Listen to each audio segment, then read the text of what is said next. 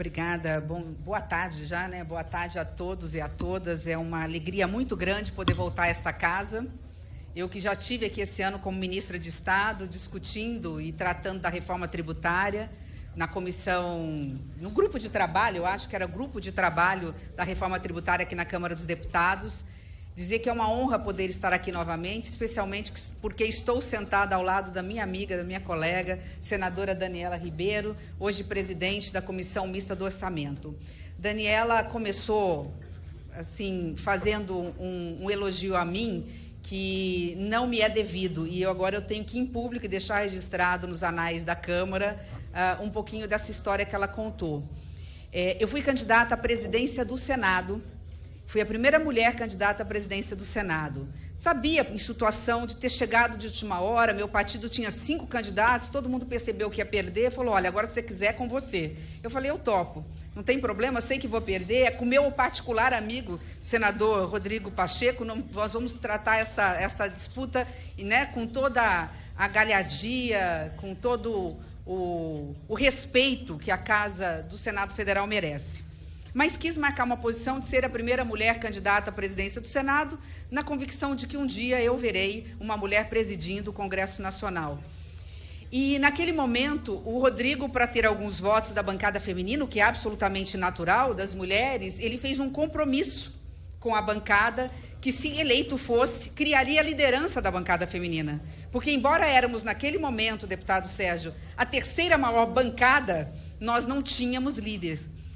E, nesse momento, ele não só ganhou a presidência do Senado, como ele honrou o compromisso uma semana depois. Aí eis que eu chego no plenário, chega a senadora Daniela, com mais 4 ou 5 senadoras juntas, e o seguinte, olha, Simone, cada um aqui tem os seus espaços. Você perdeu uma eleição, mas nós ganhamos a liderança da bancada feminina. Então, nós estamos aqui para dizer que nós queremos você como a primeira mulher líder da bancada feminina. Então, isso tudo para dizer o seguinte, né? Deixar claro que todos nós já sabemos disso, né? Nós somos alçados a determinadas posições graças a amigos, companheiros, e eu tenho aqui que fazer essa referência, porque, a partir daí, veio a CPI da Covid. A bancada feminina entrou para dentro quando os líderes não indicaram nenhuma mulher para falar de vida. E eu entrei como líder sem ter direito a voto. As mulheres não podiam ali ter espaço nem na elaboração do relatório e nem na votação do relatório.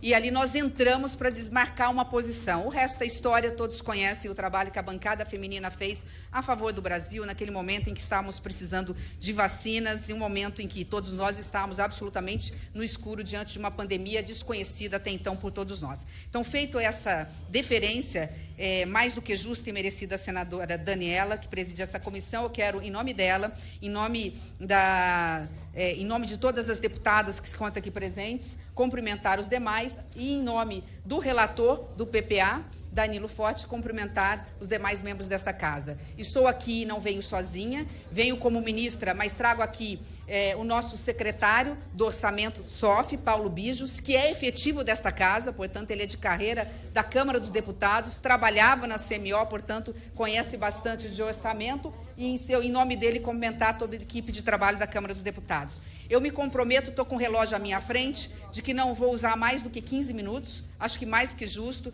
Combinamos que Paulo não fala agora, todas as questões mais técnicas, de miudezas, de mais especificidade, ele está aqui para nos auxiliar, e as questões maiores, as questões mais polêmicas, as questões, inclusive, de debate mais político, eu assumo. Então, eu não vou, como disse, me delongar, mas hoje é um dia muito especial. Chegará a essa casa, em breve, o PPA, mais participativo da história do Brasil. Mais participativo sem demérito nenhum ex-presidente. É que este ano nós podemos contar com uma ferramenta extraordinária que se chama Mundo Digital e Internet. Então, o PPA foi o mais participativo, não só porque, por determinação do presidente Lula, nós rodamos os 27 estados da Federação Brasileira em 60 dias, mas porque a população brasileira, da juventude ao mais idoso, pôde participar deste PPA através da plataforma digital. Eu não vou aqui entrar em detalhes, nós teremos provavelmente uma audiência pública para isso, mas é importante só mostrar o que nós entregamos para o presidente do Congresso Nacional hoje e chegará amanhã oficialmente a esta casa. São 800 páginas. Eu resumo em 3 lâminas, slides muito simples, porque eu não vou me delongar em relação a ele. Junto dos movimentos sociais, da sociedade civil, através da internet, nós chegamos à visão de futuro do Brasil que nós queremos até 2027. Nós percorremos o Brasil fazendo uma única pergunta: que Brasil vocês querem para os próximos 4 anos? Resumindo tudo numa única frase, e essa frase, repito, foi construída por milhares de mãos, nós chegamos à conclusão que o povo brasileiro quer um país democrático, justo, desenvolvido e ambientalmente sustentável, onde todas as pessoas vivam com qualidade, dignidade e respeito às diversidades. A partir daí, eu vou já passar para as próximas lâminas, que são o detalhamento disso. Nós temos, por favor, pode passar? Nós temos, dentro dessa visão de futuro, nós chegamos a alguns valores. Os valores estão nesse slide. São valores também, palavras-chave, que nós colocamos com a ajuda da internet para ver ali na nuvem quais eram as palavras que mais apareceram, fora também o trabalho de ata que fizemos junto aos estados nas plenárias presenciais. Esses são os valores: democracia, diversidade, justiça social, sustentabilidade, participação e excelência na gestão. Fico muito feliz de ter aparecido responsabilidade fiscal e social, ou seja, a população brasileira tem consciência da importância de termos as contas públicas em ordem para fazer aquilo que é nosso dever, cumprir com o compromisso social com o povo brasileiro. Pode passar, por favor? Dessa visão de futuro saíram 3 eixos. Um eixo 1, que é o eixo social, dali 13 objetivos, 31 indicadores. O segundo eixo, o eixo do desenvolvimento econômico com sustentabilidade. Interessante como a questão climática foi algo que pareceu muito os efeitos climáticos, a preocupação com os efeitos climáticos. Isso veio, inclusive, do setor produtivo, do agronegócio, a preocupação com a questão climática. E o terceiro eixo, defesa da democracia e construção do Estado de Direito. Isso tudo foi organizado e gerou 88 programas prioritários. Pode passar, por favor? E, para finalizar essa parte do PPA, que, como disse, não é o tema, mas gostaria de trazer em primeira mão para os senhores, porque vai estar estampado depois na imprensa. Isso tudo, eu vou me permitir olhar por aqui para não ficar virando aqui e ficar com o pescoço mais dolorido. 6 prioridades elencadas pelo povo brasileiro: combate à fome e redução das desigualdades, educação básica ficou em segundo lugar, aliás, saúde e educação básica, neoindustrialização, trabalho, emprego e renda. O novo PAC, nós colocamos o novo PAC porque apareceu muita questão de obras, Minha Casa Minha Vida, infraestrutura de ponte à rodovia, então nós colocamos como novo PAC, e apareceu, incrível como apareceu, a questão do combate ao desmatamento e enfrentamento à emergência climática. Nisso tudo, nós temos 2 grandes novidades no PPA. Uma é a agenda transversal. Todas as ações dos ministérios, o orçamento está chegando amanhã para os senhores, nós estaremos entregando nas mãos também do presidente do Congresso Nacional, todas as ações dos ministérios que couberem a questão. Nós estamos perguntando para os ministros onde é que entra a questão da criança, do adolescente, das mulheres, da igualdade racial, dos povos indígenas, da questão ambiental, quando couber no seu assunto. Isso, repito, veio fruto das manifestações populares. Aí tem a quantidade de oficinas, aquilo tudo que foi de participação, que pode passar a última lâmina, ainda faltava mais uma, que eu não vou me delongar, só vou direto na questão dos programas. Os programas mais votados pela internet. Olha que interessante. Enfrentamento da emergência climática, em primeiro lugar, atenção primária à saúde e depois atenção especializada, portanto, se somar, a saúde ganha, a saúde fica em primeiro lugar. Proteção do trabalho digno, emprego e renda. Turismo, esse é o destino. Interessante também como, quando você vai para a internet, especialmente a juventude, participou muito. Das propostas mais votadas, sem dúvida nenhuma, saúde em primeiro lugar, segurança pública, que é um tema especialmente das grandes metrópoles, educação, direitos humanos e cidadania, desenvolvimento, indústria, comércio e serviços em quinto lugar. Eu faço esse apanhado geral só porque, para nós podermos lembrar, ao entrar agora e falarmos de LDO, que a primeira peça do orçamento brasileiro é justamente a peça do planejamento, né? Que Brasil que queremos para os próximos 4 anos, essa é a peça que nós temos que entregar por primeiro, e ela está chegando oficialmente, como disse, amanhã cedo para os senhores. Dentro desse PPA, espero que os senhores possam aproveitá-lo da melhor forma possível, aperfeiçoar, fazendo as audiências públicas, e estaremos aqui à disposição também para poder discutir o PPA participativo com esta comissão. Indo agora para a nossa Lei de Diretrizes Orçamentárias, eu gostaria aqui de fazer um parênteses em relação a ela. Não venho aqui para falar daquilo que já está no texto. Diretrizes, metas, programas, o que é possível, o que está vedado, porque isto os senhores já conhecem e terão toda a liberdade, fruto da eleição legítima, né, da escolha legítima do povo brasileiro. Vocês são os legítimos representantes de fazer as alterações que acharem importantes a partir do relatório que será entregue pelo relator, pelo deputado Danilo. Eu gostaria apenas de fazer algumas considerações sobre o que há de diferente em relação a essa LDO. E acho que foi provincial, né? Foi importante ele não ter sido votado no primeiro semestre, onde nós não tínhamos arcabouço fiscal, nós não tínhamos todas as variáveis de legislação para podermos aprovar a LDO no primeiro semestre. Em relação à nossa LDO, nós temos que lembrar que a LDO veio, e, portanto, eu quero já começar com os pontos polêmicos. Eu não venho aqui para falar do que está consensuado, eu vim aqui para abrir mesmo o debate, para termos aqui as divergências necessárias para criarmos maioria no futuro através do voto das senhoras e dos senhores. A nossa LDO veio a pedido, inclusive, do Ministério da Fazenda, com a meta de resultado neutro, portanto, resultado zero, meta fiscal com déficit zero para o governo central no ano de 2024. A nossa projeção, os senhores sabem, é de 0,5 ponto positivo em relação ao PIB em 2025 e 1% em 2026, admitindo-se no sistema de flutuação e de banda 0,25 a maior ou 0,25 a menor, o que significa podermos gastar ou não gastar algo em torno de 28,8 bilhões de reais, é o que representa cada 0,25%, né, em relação a essa meta. Ou seja, a meta zero significa não termos condições de gastar 28,8 se a meta for zero e não menos 0,25, que é o que está dentro da banda.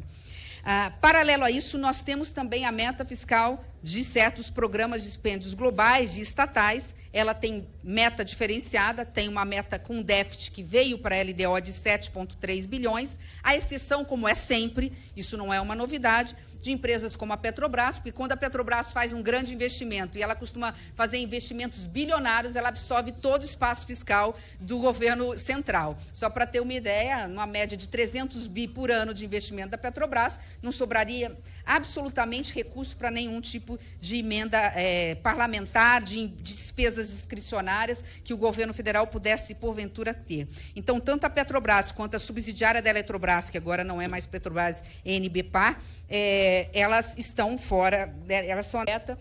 Nós abrimos uma exceção, uma única exceção, e apenas para o ano de 2024, a pedido do Ministério da Gestão, e foi por unanimidade dentro da AGEL, nós entendemos absolutamente razoável, as despesas fora do teto de gastos, do valor de 5 bilhões de reais do novo PAC, fora da meta, desculpa, para investimento. Por quê? Porque nós não colocamos na meta e chegamos a um déficit de 13,8. Primeiro, que nós nem acreditamos que vamos precisar usar os 5 bilhões. Mas, segundo, porque era para atender uma obra, a princípio, muito específica. A alteração, ela iria, se colocássemos na meta, para qualquer despesa. Como havia um pedido muito específico, mesmo do Estado de São Paulo, para a possível construção daquele, como é que se chama, debaixo d'água? Túnel imerso de Santos a Guarujá, no valor que pode chegar a 2 bilhões, e algumas obras de infraestrutura da Infraero. Então, vários aeródromos, aeroportos, ficariam dentro desse escopo, não significa que nós usaremos, nós colocamos um teto um pouco mais lá, até abrir licitação, até verificar a viabilidade técnica, licenciamento ambiental, etc., poderá estar se utilizando ou não. Então, já deixar claro que eu sei que pode ser uma questão que pode ser levantada, que foi uma discussão assim, mas já está alterando a meta, já vai querer tirar da meta fiscal. Nós estamos falando de estatais não dependentes, que têm orçamento próprio, portanto, não entram para o bem ou para o mal na nossa discussão da meta fiscal. Não impactam, portanto, a nossa meta do Orçamento Geral da União. Eu quero aqui fazer um agradecimento especial, pode passar, para o Congresso Nacional pela aprovação do novo arcabouço, novo regime fiscal, que é o segundo ponto, que é preciso ser dito, que tem muita importância para a nossa aprovação da nossa LDO, que foi a aprovação do novo marco fiscal. Ele foi fundamental. Para se ter uma ideia, nós evitamos aqui o possível contingenciamento. Se não aprovasse, teríamos que ficar com o teto de gastos até o final do ano. Eu precisaria começar de partida na LOA cortando 200 bi. Ou seja, todas as despesas todo o orçamento que nós temos para as nossas despesas discricionárias, porque nós teríamos que trazer uma LOA para os senhores com base na regra vigente, que seria o teto de gastos. Então, o meu agradecimento especial, agradecimento do governo do presidente Lula pela aprovação, que aqui foi uma aprovação para um projeto que não é de governo, é de Brasil, teve apoio da oposição, teve apoio da situação, e vai permitir a continuidade de políticas públicas essenciais, a exemplo do programa Minha Casa Minha Vida, que teria que ser totalmente cortado se nós não tivéssemos aprovado o novo marco fiscal. Diante da polêmica que foi gerada em relação àquela discussão de uma emenda que foi aprovada no Senado, inclusive foi a pedido do Ministério do Planejamento e Orçamento dentro do Senado, e que a Câmara derrubou, nós criamos uma alternativa, conversamos com o relator, conversamos com alguns membros e alguns líderes, da possibilidade, tendo em vista essa perspectiva de que poderíamos ter alteração no novo regime fiscal, mandamos antes uma mensagem modificativa para esta casa, havíamos conversado com a senadora presidente Daniela e com o relator, mandaríamos para nos calçar, porque havia uma discussão se consideraríamos as despesas condicionadas ao IPCA até o final do ano como regra permanente e perene, portanto, no arcabouço, ou se faríamos cada ano na LDO. Então, diante da percepção política de alguns líderes de que aquela emenda poderia ser derrubada aqui na Câmara, porque não entendem os senhores como algo que tem que ser permanente, nós falamos, então, vamos colocar na LDO, que, se for a vontade das senhoras e dos senhores, aprovaremos todos os anos essa despesa condicionada à inflação, ao IPCA até o final do ano e não até o meio do ano. Explico a importância dela, já indo aqui para mais da metade da minha fala, como disse, vou ficar de olho no tempo, da importância dela para o país. Parece, quando nós falamos de avaliar o IPCA e projetar a despesa condicionada até 31 de dezembro, parece que 32 bi não é nada dentro de um orçamento que passa de 5 trilhões de reais. Acontece que de despesas discricionárias, nós não chegamos a 200. Quando nós tiramos todas aquelas pisos que são incluídos, tiramos as próprias emendas parlamentares, as impositivas e tudo mais, só para os senhores terem noção, eu não sei se está na mesma página que a minha, tá? Só para os senhores terem noção, tirando o piso mínimo da educação e da saúde que volta, restam de discricionárias para o governo federal 55 bilhões.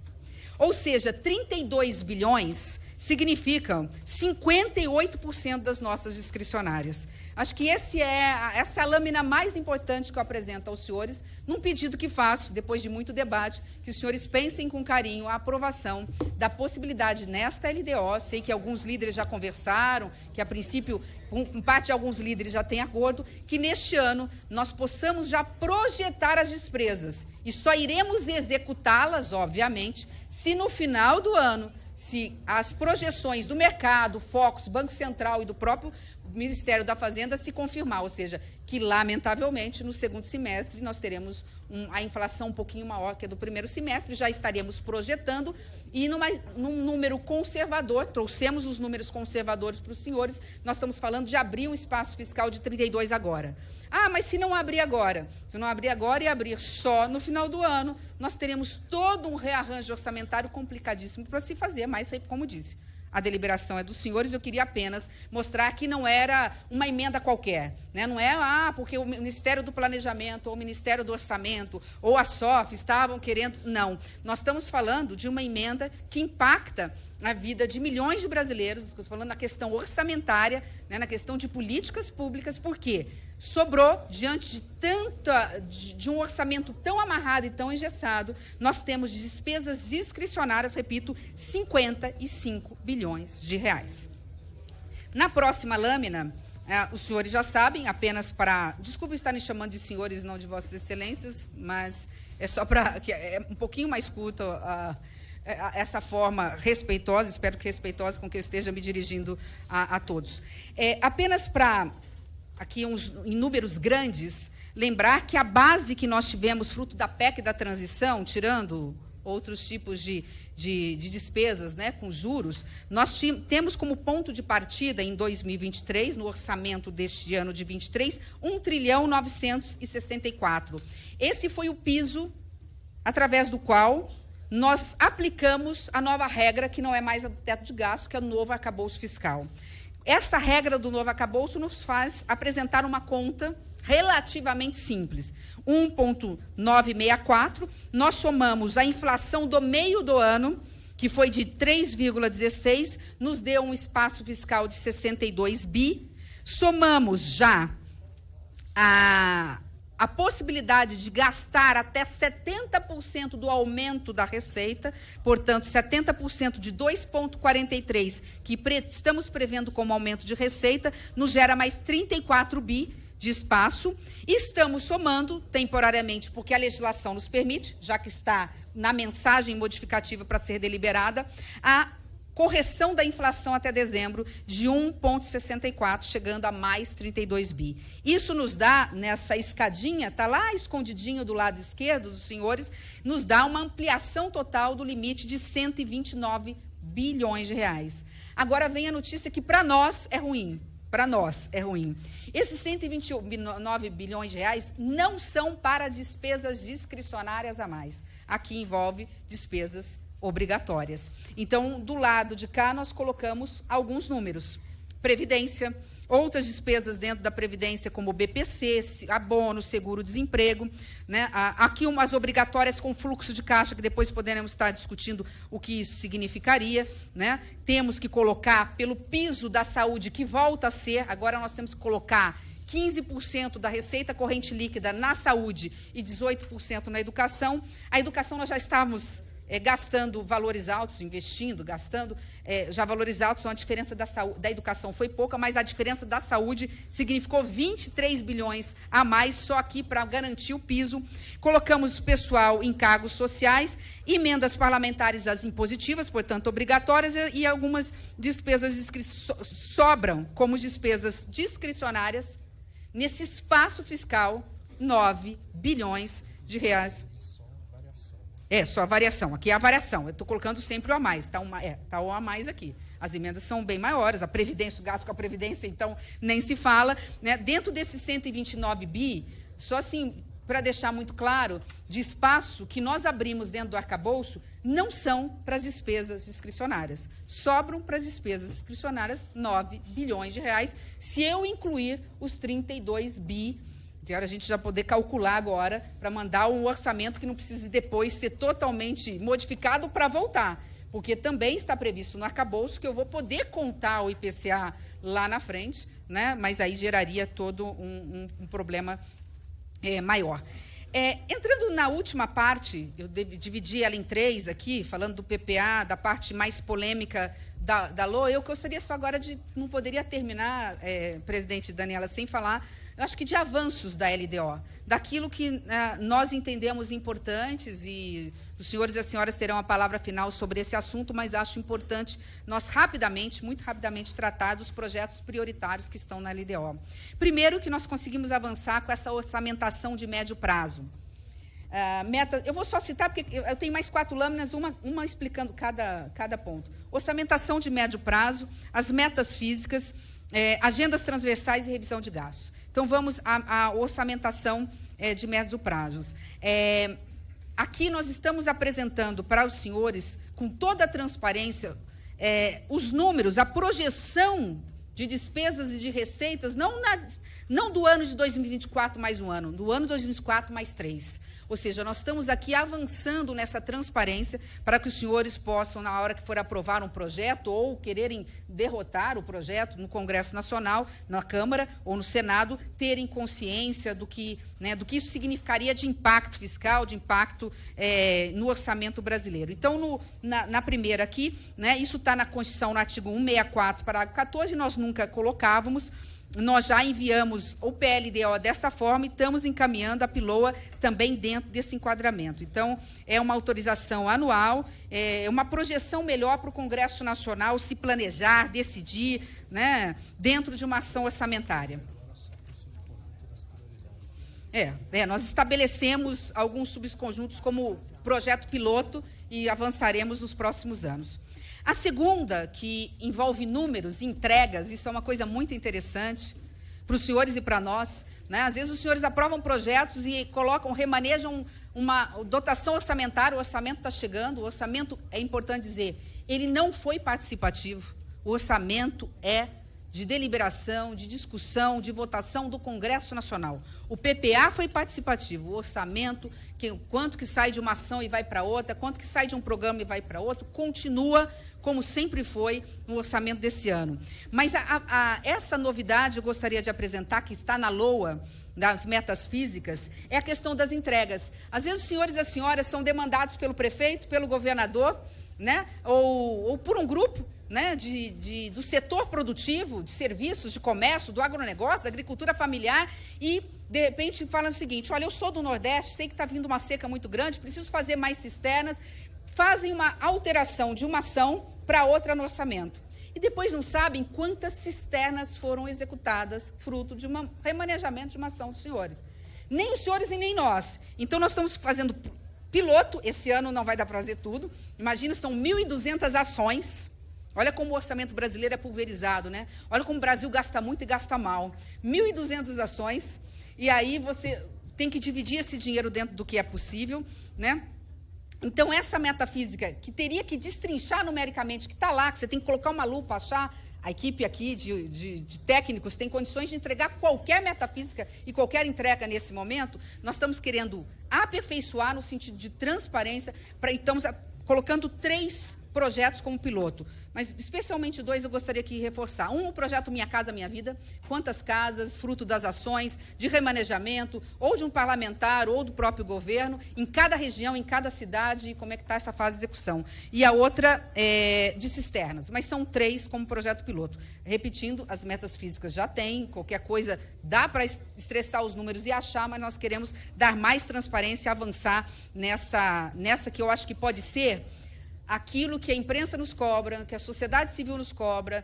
que o parlamento nos cobra e que eu cobrava enquanto senadora da República, Quando é que nós vamos discutir qualidade de gastos públicos? Quando é que nós vamos parar de ficar olhando só para o aumento da receita e garantir que o dinheiro chegue de forma eficiente, qualidade de gastos onde mais precisa? Eu acho que essa é uma ferramenta muito importante para as senhoras e para os senhores. A terceira ferramenta, só faltam 2, a terceira ferramenta é a agenda da transversalidade. Essa é uma cobrança da bancada feminina, essa é uma cobrança da sociedade, foi uma cobrança no PPA, e nós queremos começar a fazer recortes, não dá para fazer tudo, mas o PPA já traz com aquelas 5 transversalidades. Eu e Daniela, já que ela citou a questão da bancada feminina, queremos saber quanto do orçamento vai para as mulheres brasileiras. Isso surgiu, essa ideia, de quando eu recebi, fruto de uma iniciativa do Congresso Nacional, que tivéssemos que fazer um caderninho separado sobre o orçamento da mulher. E eu recebi, como ministra, o orçamento em mãos, e eu tinha que apresentar o novo até 31 de janeiro desse ano para os senhores. Quando eu olhei, senador Lindbergh, eu cheguei lá e falei, mas peraí, o orçamento que eu aprovei a vida inteira, 8 anos como senadora, garante 327 bilhões de reais para as mulheres brasileiras? Essa conta é errada. Não é nem 32 bi que dirá, aliás, não é nem 3 bi, eu brinquei. Eu falei, pode ir atrás desses números. Quando nós fomos olhar, o orçamento específico para a mulher brasileira era 0,009. Não era 327 bilhões, eram 25 milhões de reais. É isso mesmo, 25 milhões de reais. Não estou discutindo, eu votei. Nós votamos esse orçamento. Não estou discutindo se está certo ou está errado. Estou discutindo apenas a visibilidade, a transparência, até para a tomada de decisões mais corretas e mais eficientes pelo Parlamento e pelo governo federal. Aí nós fomos ver o que acontecia. O que acontecia, deputado Mourão? Colocavam todas as ações voltadas para a criança, merenda escolar, construção de escolas e de creches, programa Minha Casa Minha Vida, Bolsa Família, colocavam na conta, mas isso é para a mulher brasileira. Olha, isso é para a família brasileira, isso é para os homens, para os pais e para as mães. Então, diante disso, nós estamos procurando dar mais transparência à LOA, com esses recortes de transversalidade. Eu só trouxe um exemplo, não poderia deixar de ser, trazer um exemplo, né, da questão do orçamento na parte de gênero. E, por fim, para encerrar, essa é a maior e mais difícil missão da minha vida como ministra do Planejamento. Nós estamos já fazendo isso no quieto, com muito equilíbrio, com muita ponderação. O Brasil saiu de um déficit social muito grande fruto da pandemia. O mundo saiu com um déficit social muito grande fruto da pandemia. 2 anos da economia não conseguindo ligar na sua potência máxima. E nós saímos com déficit. E isso gerou um impacto a ponto de precisarmos de uma PEC da transição, retomar programas sociais que estavam paralisados. É óbvio que não dá para falar de corte de gastos públicos, mas dá para falar de qualidade desses gastos. Então, nós temos uma secretaria especial criada pela primeira vez no Ministério, que é a Secretaria de Avaliação de Políticas Públicas. Olha que dado interessante. Existe desde 2000 eu não sei se foi da época do presidente Temer, que começou como CEMAP, iniciou antes com o governo da presidente Dilma, com uma outra determinação. Olha que interessante, foi criado no nosso Ministério esse Comitê de Avaliação de Políticas Públicas. Sabe quantas políticas públicas já foram avaliadas desde então? Em valores, R$1 trilhão. R$1 trilhão. Me perguntem se alguma política pública foi revisada, foi extinta, foi modificada, foi ampliada, fruto desse estudo.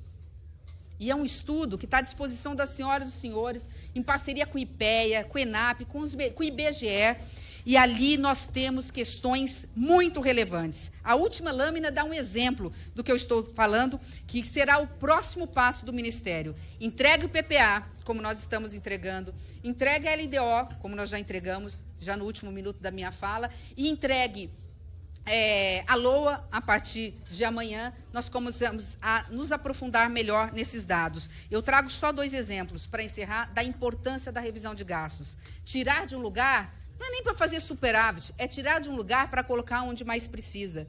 Tem um déficit habitacional absurdo, vamos investir em casas populares. Precisamos investir mais em setores produtivos, vamos fazê-lo. Olha o exemplo, Bolsa Família, está numa análise de aperfeiçoamento do cadastro único, nós já bloqueamos de unipessoais que, por erros ou fraudes, eram pessoas que, morando sozinha, não tinham direito, ou porque não moravam sozinha, ou porque não tinham direito, está temporariamente bloqueado, eles estão agora voltando para ver se tem direito ou não, mas já foram bloqueados e foram cancelados alguns, 8.200.000 pessoas, e isso contribui, né, ao final, pode gerar 7 bilhões de reais. Essa é uma política que está sendo executada. Mas olha a segunda. O presidente Lula acaba de assinar, portanto, dia 16 de agosto, um grupo de trabalho para aprimorar dados sobre sistemas do INSS. Há estudos do TCU e avaliação da CEMAP que acham que nós podemos estar falando de até 8% de fraude ou erro na Previdência. Se vocês pensarem em 1 trilhão, que é a Previdência, se nós baixarmos isso para 1%, nós estamos falando de 10 bi ao ano, 2%, 20 bi ao ano, que é o espaço fiscal que nós precisamos para garantir políticas públicas eficientes, coerentes para a população brasileira. Então, assim, trouxe algumas questões mais gerais para agora, dentro do que for da demanda dos parlamentares, me colocar e colocar a nossa equipe à disposição das senhoras e senhores. Obrigada, senadora Daniela.